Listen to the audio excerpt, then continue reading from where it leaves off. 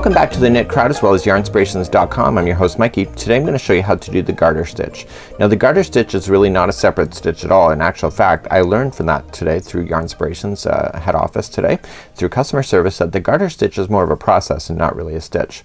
So the garter stitch is actually the knit stitch but done as back and forth rows.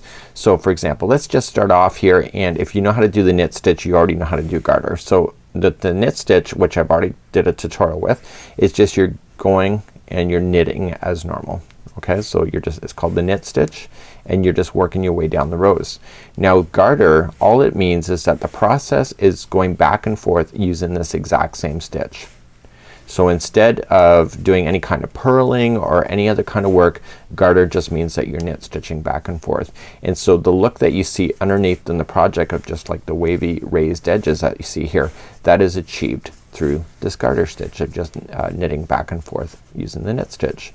So it's really not a process in the sense of a new stitch. It's just more of the concept of doing the knit stitch back and forth in the rows. So it's not really a big deal at all.